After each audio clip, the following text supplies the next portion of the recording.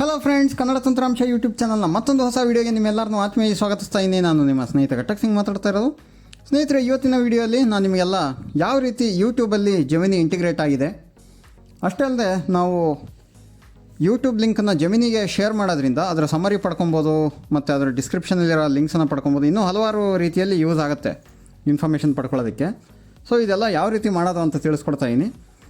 ನಿಮಗೆ ಈ ಮಾಹಿತಿ ಸಂಪೂರ್ಣವಾಗಿ ಅರ್ಥ ಆಗಬೇಕು ಅಂತಂದರೆ ನೀವು ಟ್ವಿಟರಲ್ಲಿ ಪೂರ್ತಿಯಾಗಿ ಕೇಳಬೇಕಾಗತ್ತೆ. ಯಾಕಪ್ಪ ಅಂತಂದರೆ ಪೂರ್ತಿಯಾಗಿ ಕೇಳಿದ್ರೆ ಮಾತ್ರ ಪೂರ್ತಿ ಮಾಹಿತಿ ಸಿಗುತ್ತೆ, ಅರ್ಧ ಕೇಳಿದ್ರೆ ಅರ್ಧ ಮಾಹಿತಿ ಸಿಗುತ್ತೆ. ಮೊದಲಿಗೆ ನಾನು ಯೂಟ್ಯೂಬ್ ಆ್ಯಪನ್ನು ಓಪನ್ ಮಾಡ್ತೀನಿ. ಸ್ನೇಹಿತರೆ, ಯೂಟ್ಯೂಬಲ್ಲಿ ಏನಾಗಿದೆಯಪ್ಪ ಅಂತಂದರೆ ನಿಮಗೆ ಕೆಲವೊಂದು ವೀಡಿಯೋಸ್ ನೋಡೋ ಆಸ್ಕ್ ಅಂತ ಒಂದು ಫೀಚರ್ ಬರುತ್ತೆ. ಆಸ್ಕ್ ಅಂತಂದರೆ ನಾವು ಆ ಯೂಟ್ಯೂಬ್ ಬಗ್ಗೆ ವೀಡಿಯೋ ಬಗ್ಗೆ ಏನೋ ಪ್ರಶ್ನೆಗಳಿದ್ದರೆ ಕೇಳ್ಬೋದು.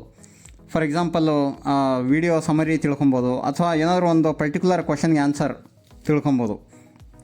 ಓಕೆ, ಸೊ ಇದು ಏನಪ್ಪ ಅಂತಂದರೆ ನಿಮಗೆ ಯಾವುದೇ ಕನ್ನಡ ವೀಡಿಯೋಸಲ್ಲಿ ಈ ಆಸ್ಕ್ ಬಟನ್ ಸಿಗೋಲ್ಲ. ನಿಮಗೆ ಕನ್ನಡದಲ್ಲಿರೋಂಥ ವೀಡಿಯೋಸಲ್ಲಿ ಇಂಗ್ಲೀಷ್ ಅಥವಾ ಹಿಂದಿ ಅಥವಾ ತೆಲುಗು ತಮಿಳಲ್ಲೆಲ್ಲ ಇದೆಯೋ ಇಲ್ಲೋ ನನಗೆ ಗೊತ್ತಿಲ್ಲ, ಬಟ್ ಇಂಗ್ಲೀಷ್ ಹಿಂದಿ ವೀಡಿಯೋಸಲ್ಲಿದ್ದರೆ ನಿಮಗೆ ಖಂಡಿತವಾಗ್ಲೂ ಈ ಆಸ್ಕ್ ಬಟನ್ ಸಿಗುತ್ತೆ.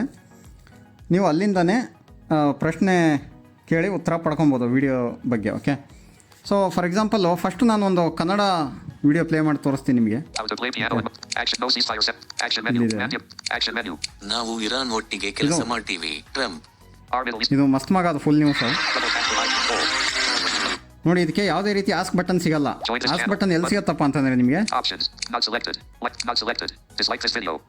ಲೈಕ್ ಡಿಸ್ಲೈಕ್ ಆದಮೇಲೆ ಶೇರ್ ಇದೆಯಲ್ಲ ಅದ್ರ ಪಕ್ಕ ಸಿಗುತ್ತೆ ನಿಮಗೆ. ನೋಡಿ, ಇದು ಕನ್ನಡ ವೀಡಿಯೋ ಆಗಿರೋದ್ರಿಂದ ಇದಕ್ಕೆ ಸಿಗ್ತಾ ಇಲ್ಲ ನಿಮಗೆ. ನಮ್ಮ ಕನ್ನಡ ತಂತ್ರಾಂಶದ್ದು ಕೂಡ ಯಾವುದೇ ವೀಡಿಯೋಗೆ ನಿಮಗೆ ಆಸ್ಕ್ ಬಟನ್ ಸಿಗಲ್ಲ. ಅದೇ ಈಗ ನಾನು ಒಂದು ಹಿಂದಿ ವಿಡಿಯೋ ಪ್ಲೇ ಮಾಡ್ತೀನಿ. ಹಿಂದಿ ವಿಡಿಯೋ ನಾವು ಬೇರೆ ಕಡೆ ಒಂದು ರಿಜ್ವಾನ್ ಅಹ್ಮದ್ ಒಂದು ವಿಡಿಯೋ ಪ್ಲೇ ಮಾಡೋಣ. ನಾವು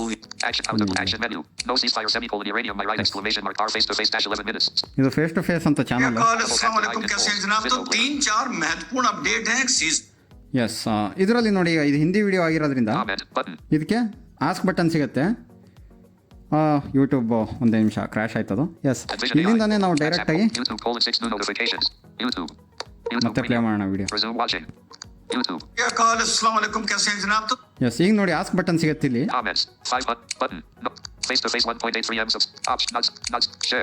ಶೇರ್ ಇದೆಯಲ್ಲ, ಇಲ್ಲಿಂದ ಒಂದ್ಸಲ ರೈಟ್ ಸ್ವೈಪ್ ಮಾಡಿದ್ರೆ ಆಸ್ಕ್ ಅಂತ ಸಿಗುತ್ತೆ. ಇದ್ರ ಮೇಲೆ ಕ್ಲಿಕ್ ಮಾಡಿ ಇಲ್ಲಿ ನಾವು ಪ್ರಶ್ನೆಗಳನ್ನ ಕೇಳ್ಬೋದು. ನೋಡಿ ಇಲ್ಲಿ I am here to help. ನಿಮ್ಗೇನೋ ಕುತೂಹಲ ಇದೆಯಾ ಅಂತ ಕೇಳ್ತಾ ಇದೆ. ನಿಮ್ಗೇನು ಪ್ರಶ್ನೆ ಕೇಳೋದು ಗೊತ್ತಾಗಿಲ್ಲ ಅಥವಾ ಏನು ಪ್ರಶ್ನೆ ಕೇಳಬೇಕು ಅಂತ ಗೊತ್ತಾಗ್ತಾ ಇಲ್ಲ ಅಂದರೆ ಇಲ್ಲೇ ಕೆಲವೊಂದು ಪ್ರಶ್ನೆಗಳನ್ನ ನಿಮಗೆ ರೆಕಮೆಂಡ್ ಮಾಡುತ್ತೆ. ನೋಡಿ ಇಲ್ಲಿ ಸಮರೈಸ್ ದ ವಿಡಿಯೋ, ಇದ್ರ ಮೇಲೆ ಕ್ಲಿಕ್ ಮಾಡಿದ್ರೆ ಟೋಟಲಿ ವಿಡಿಯೋ ಸಮರಿ ಬರುತ್ತೆ. ಸೊ ಇದು ಮೇಯ್ನಾಗಿ ಈ ವಿಡಿಯೋ ಇರೋದು ಯಾವುದ್ರ ಬಗ್ಗೆ ಅಪ್ಪ ಅಂತಂದರೆ ಈ ಏನು ಸೀಸ್ಫೈರ್ ಆಯಿತು ಇರಾನ್ ಮತ್ತು US ನಡುವೆ. ಸೊ ಅದರಲ್ಲಿ ಪಾಕಿಸ್ತಾನ ಯಾಕೆ ಇನ್ವಾಲ್ವ್ ಆಯಿತು, ಇಂಡೋನೇಷ್ಯಾ ಯಾಕೆ ರಿಜೆಕ್ಟ್ ಆಯಿತು, ಇದ್ರ ಬಗ್ಗೆ ಎಲ್ಲ ಮಾತಾಡ್ಯಾರೆ. ಸೊ ಅದಕ್ಕೆ ಇಲ್ಲಿ ಪ್ರಶ್ನೆಗಳನ್ನ ರೆಕಮೆಂಡ್ ಮಾಡ್ತಾ ಇದೆ. ಎಸ್, ಈ ಥರ ಇದೆ. ಸೊ ಈಗ ಇದ್ರ ಮೇಲೆ ಕ್ಲಿಕ್ ಮಾಡೋಣ, ನೋಡೋಣ ಈ ಪ್ರಶ್ನೆ ಉತ್ತರ ಬರುತ್ತಾ ಇಲ್ಲ ಅಂತ. ಬರುತ್ತೆ ನೋಡಿ ಈಗ.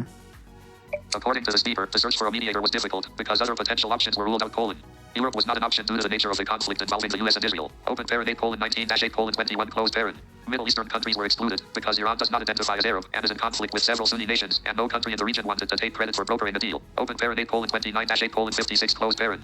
Indonesia was considered due to its large Muslim population, but the proposal was turned down because of its soft stance toward Israel and its stated intention to establish formal relations with them. Open parent 9:12-9:48 closed parent. Consequently, the speaker notes that Pakistan was the only remaining option to act as a mediator. Open parent 9:48-9:55 closed parent. So ಇದು time stamp ಸಮೇತ ಹೇಳ್ತಾ ಇದೆ ಯಾಕೆ Israel Europe ಯಾಕೆ reject ಆಯಿತು ಈ ಥರ ಎಲ್ಲ.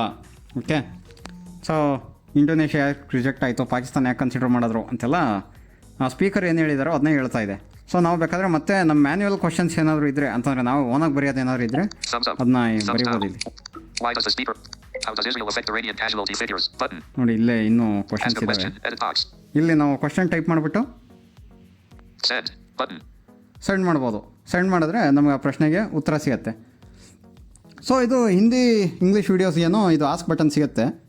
ಒಂದು ವೇಳೆ ಕನ್ನಡ ವೀಡಿಯೋ ಇದ್ದರೆ ಅದಕ್ಕೆ ನಾವು ಸಮರಿ ತಗೊಳಕ್ಕಾಗಲ್ವಾ ಅಂತ ಅಂದರೆ ಖಂಡಿತವಾಗ್ಲೂ ತೊಗೊಬೋದು. ಡೈರೆಕ್ಟ್ಲಿ ನಿಮಗೆ ಯೂಟ್ಯೂಬಲ್ಲಿ ಆಸ್ಕ್ ಬಟನ್ ಸಿಗದೇ ಇರ್ಬೋದು. ಬಟ್ ನಾವು ಆ ವಿಡಿಯೋನ ಜೆಮಿನಿಗೆ ಶೇರ್ ಮಾಡೋ ಮೂಲಕ ಅದರ ಸಮರಿಯನ್ನು ಪಡ್ಕೊಬೋದು. ಸೊ ಯಾವ ರೀತಿ ಅಂತ ನೋಡೋಣ. ಈಗ ನಾನೊಂದು ಕನ್ನಡ ವಿಡಿಯೋ ಪ್ಲೇ ಮಾಡ್ತೀನಿ. ನಮ್ಮ ಚಾನಲ್ದೇ ಒಂದು ಪ್ಲೇ ಮಾಡ್ತೀನಿ. ಓಕೆ, ಒಂದೇ ನಿಮಿಷ. ನಾವು ಇರಾನ್ yes, how to play piano in mobile. So how to play piano in mobile ಅಂತ ಒಂದು ವಿಡಿಯೋ ಮಾಡಿದ್ನಲ್ಲ, ಅದನ್ನೇ ಪ್ಲೇ ಮಾಡಿದ್ದೀನಿ. ಇದನ್ನು ನಾವು ಜೆಮಿನಿಗೆ ಶೇರ್ ಮಾಡೋಣ. ಶೇರ್ ತೊಗೊಳ್ಳೋಣ ಫಸ್ಟ್.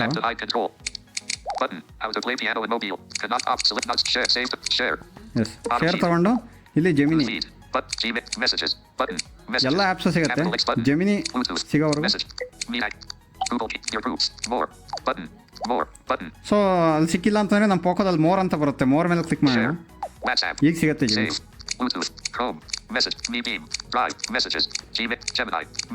ಜೆಮಿನಿ ಸಿಕ್ತಿಲ್ಲಿ. ಜೆಮಿನಿ ಸಿಕ್ಕಿದೆ ಸ್ನೇಹಿತರೆ. ಈಗ ಮೈಕ್ರೋಫೋನಲ್ಲಿ ಕೇಳೋಣ.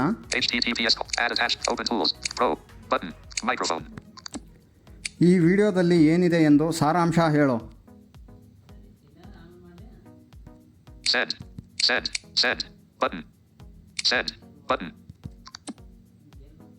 ಹಾಂ, ಓಕೆ ಸ್ನೇಹಿತರೆ, ಈಗ ಪ್ರಶ್ನೆಯನ್ನು ಕೇಳಿ ಸೆಂಡ್ ಮಾಡಿದ್ದೀನಿ.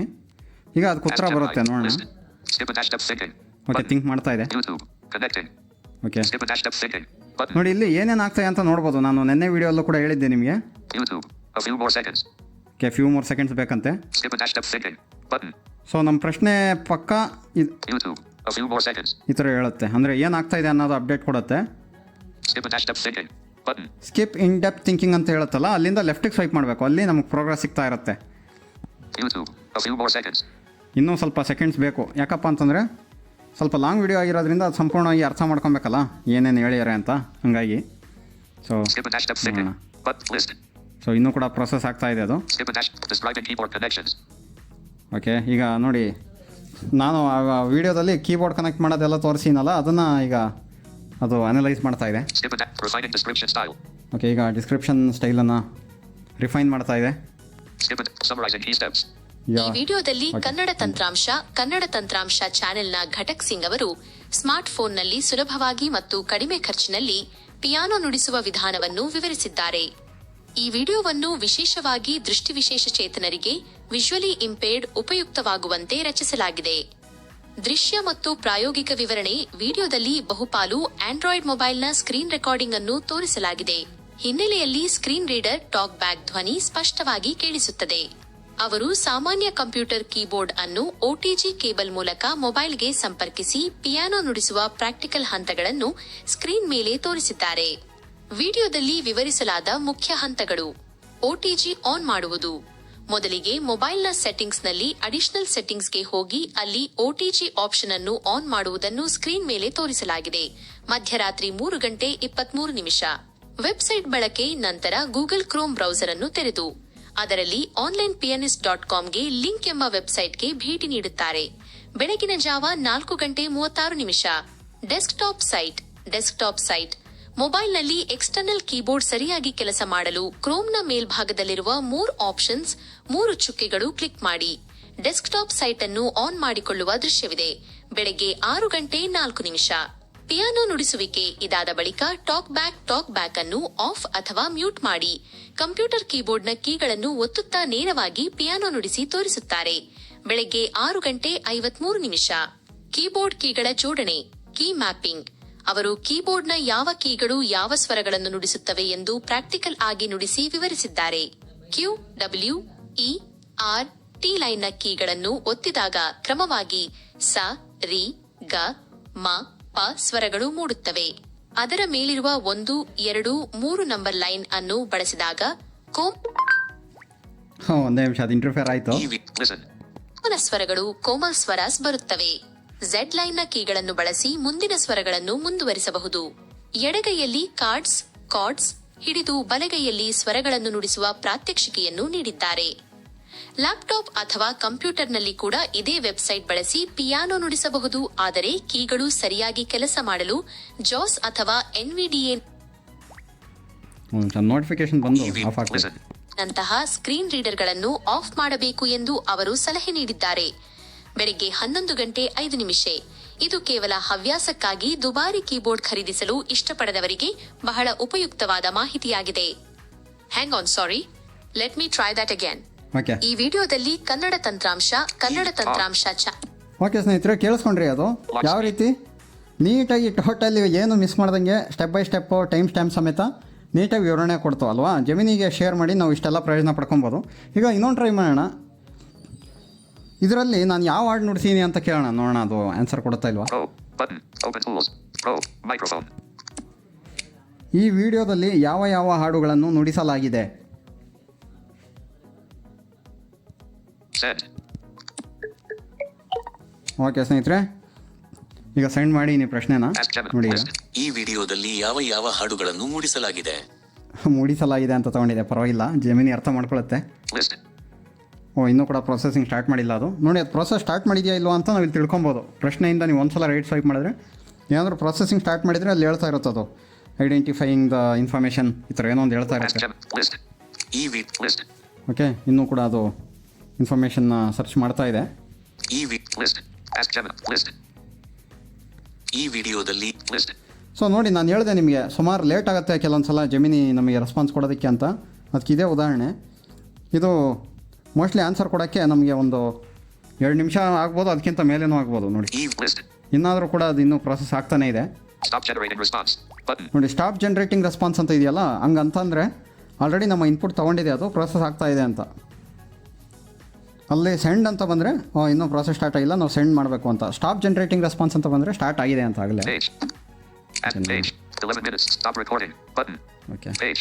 HTTPS. Open site. New chat. Page. ಇನ್ನೂ ಕೂಡ ಬಂದಿಲ್ಲ ಸ್ನೇಹಿತರೆ. Ask Gemini. List. ಓಕೆ, ನೋಡೋಣ ಅದು ಪ್ರೊಸೆಸ್ ಆಗಿ ಈ ಆನ್ಸರ್ ಬಂದಮೇಲೆ. ವಿಡಿಯೋದಲ್ಲಿ ಯಾವುದೇ ನಿರ್ದಿಷ್ಟವಾದ ಚಲನಚಿತ್ರದ ಹಾಡುಗಳು ಅಥವಾ ಜನಪ್ರಿಯ ಹಾಡುಗಳನ್ನು ನುಡಿಸಿಲ್ಲ.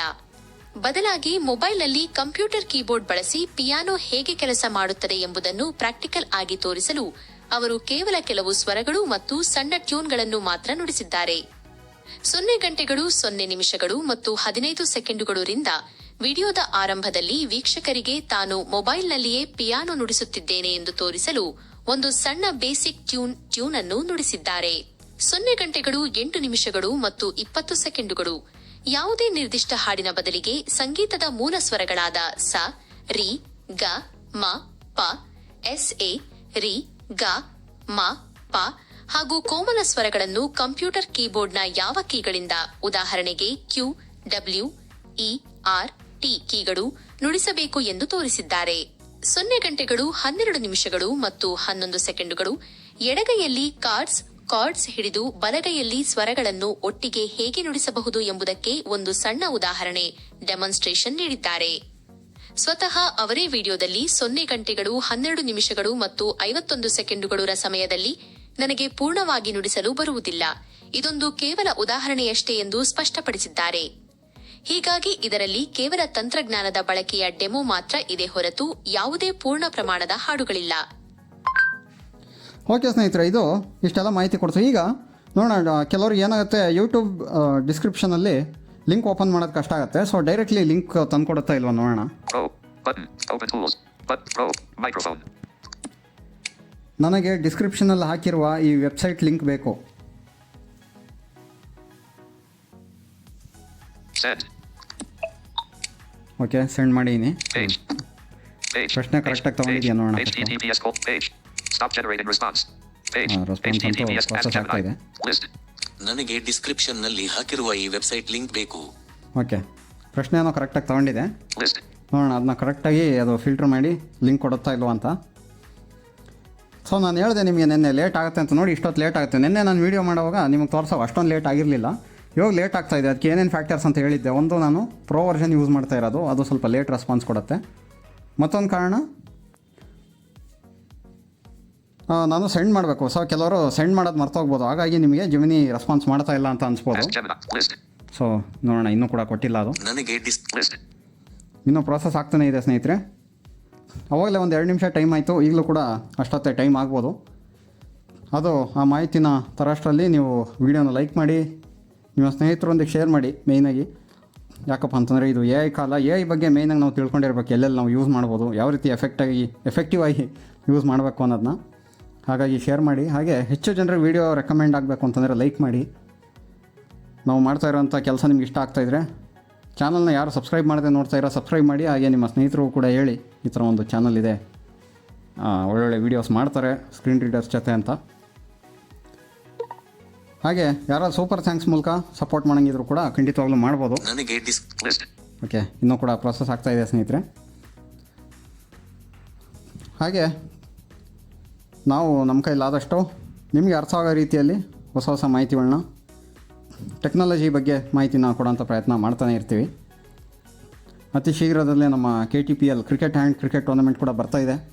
ಅದರದಾಗಲೇ ಓನರ್ಸ್ ರಿಜಿಸ್ಟ್ರೇಷನ್ ಎಲ್ಲ ಆಗಿದೆ. ಪ್ಲೇಯರ್ಸ್ ರಿಜಿಸ್ಟ್ರೇಷನ್ ಇನ್ನು ಕೆಲವೇ ದಿನಗಳಲ್ಲಿ ಬರುತ್ತೆ. ಅದಕ್ಕೂ ಕೂಡ ಪ್ರತಿಯೊಬ್ಬರು ರಿಜಿಸ್ಟರ್ ಆಗಿ ಹೆಚ್ಚಿನ ಮಾಹಿತಿ ನಿಮಗೆ ಸಿಗ್ತಾ ಇರುತ್ತೆ. ಸೊ ತಪ್ಪದೆ ಎಲ್ಲರೂ ಕೂಡ ಅದಕ್ಕೂ ರಿಜಿಸ್ಟರ್ ಆಗಿ ಸೆಲೆಬ್ರೇಟ್ ಮಾಡೋಣ. ನಮ್ಮ ಆ್ಯನಿವರ್ಸರಿಗೂ ಕೂಡ ಸ್ಪೆಷಲ್ ಪ್ರೋಗ್ರಾಮ್ಸ್ ಎಲ್ಲ ಬರುತ್ತೆ, ಅದರಲ್ಲೆಲ್ಲ ಭಾಗವಹಿಸಿ. ಓಕೆ, ಈಗ ಸ್ಟಾರ್ಟ್ ಮಾಡಿದೆ. ಓಕೆ, ಲಿಂಕ್ ಬರುತ್ತೆ ಈಗ. ಪಿನ್ ಪಾಯಿಂಟಿಂಗ್ ದ ಲಿಂಕ್ ಅಂತ ಹೇಳ್ತಾರೆ ನೋಡಿ. ಇಲ್ಲಿ ಏನು ಮಾಡ್ತಾ ಇದೆ ಅನ್ನೋದು ಖಂಡಿತ ವಿಡಿಯೋದ ಡಿಸ್ಕ್ರಿಪ್ಷನ್ ನಲ್ಲಿ ತಿಳಿಸಿರುವ ವರ್ಚುವಲ್ ಪಿಯಾನೋ ವೆಬ್ಸೈಟ್ ನ ಲಿಂಕ್ ಇಲ್ಲಿದೆ. ಇದರ ಮೇಲೆ ಕ್ಲಿಕ್ ಮಾಡುವ ಮೂಲಕ ನೀವು ನೇರವಾಗಿ ಆ ವೆಬ್ಸೈಟ್ಗೆ ಭೇಟಿ ನೀಡಬಹುದು. ಓಕೆ, ಕೊಟ್ಟಿದೆಯಾ ನೋಡಿ ಅಂತ. Gemini is AI and page. https://askgemini. Gemini more copy redo option. Bad response. Good response. ಖಂಡಿತ ವಿಡಿಯೋದ ಡಿಸ್ಕ್ರಿಪ್ಷನ್ ನಲ್ಲಿ ತಿಳಿಸಿರುವ virtual piano web. Listen. Button. Show thinking. ನನಗೆ ಡಿಸ್ಕ್ರಿಪ್ಷನ್ ನಲ್ಲಿ More option. ನನಗೆ Show button. Listen. Good response. ಖಂಡಿತ ಇಲ್ಲೆಲ್ಲೋ link ಏನೋ ಬಂದಿಲ್ಲ. ಡಿಸ್ಕ್ರಿಪ್ಷನ್ ನಲ್ಲಿ ತಿಳಿಸಿರುವ ವರ್ಚುವಲ್ ಪಿಯಾನೋ ವೆಬ್ಸೈಟ್ ನ ಲಿಂಕ್ ಇಲ್ಲಿದೆ. ಇಲ್ಲಿ ಬಂದಿದೆ ಸ್ನೇಹಿತರೆ ಲಿಂಕು. https://www.com/virtual-piano. ಇದರ ಮೇಲೆ ನಾವು ಟಾಕ್ ಬ್ಯಾಕ್ ಆಕ್ಷನ್ ಯೂಸ್ ಮಾಡಿಕೊಂಡು ಇದ್ರ ಮೇಲೆ ಕ್ಲಿಕ್ ಮಾಡಿದ್ರೆ ಡೈರೆಕ್ಟ್ಲಿ ಅದು ವೆಬ್ಸೈಟ್ ಕರ್ಕೊಂಡು ಹೋಗುತ್ತೆ. ಸೊ ಇದೇ ರೀತಿ ಸುಮಾರು ಸಲ ಏನಾಗುತ್ತೆ, ಡಿಸ್ಕ್ರಿಪ್ಷನಲ್ಲಿ ಹಾಕಿರೋ ಲಿಂಕ್ನ ತುಂಬ ಜನರು ಓಪನ್ ಮಾಡೋಕ್ಕೆ ಕಷ್ಟ ಆಗುತ್ತೆ. ಪ್ಲೇಸ್ಟೋರ್ ಲಿಂಕು ಅಥವಾ ಇನ್ನೊಂದು ಯಾವುದೋ ಲಿಂಕ್ ಹಾಕಿರ್ತಾರೆ, ಯಾವುದಾದ್ರು ಒಂದು ಆ್ಯಪ್ ಲಿಂಕು ಅಥವಾ ಯಾವುದೋ ಪ್ರಾಡಕ್ಟ್ ಲಿಂಕು. ಸೊ ಅದನ್ನು ಕೂಡ ನೀವು ಈ ರೀತಿ ಫಿಲ್ಟ್ರ್ ಮಾಡಿಕೊಂಡು ತೊಗೊಬೋದು. ಜೆಮಿನಿನೇ ಕೇಳಿ ಜೆಮಿನಿಗೆ ಶೇರ್ ಮಾಡಿಬಿಟ್ಟು ಅದೇ ನನಗೆ ಲಿಂಕ್ ಮಾತ್ರ ಕೊಡು ಅಂತಂದರೆ ಕೊಡುತ್ತೆ. ನೀವು ಅದನ್ನ ಈಸಿಯಾಗಿ ಓಪನ್ ಮಾಡ್ಬೋದು.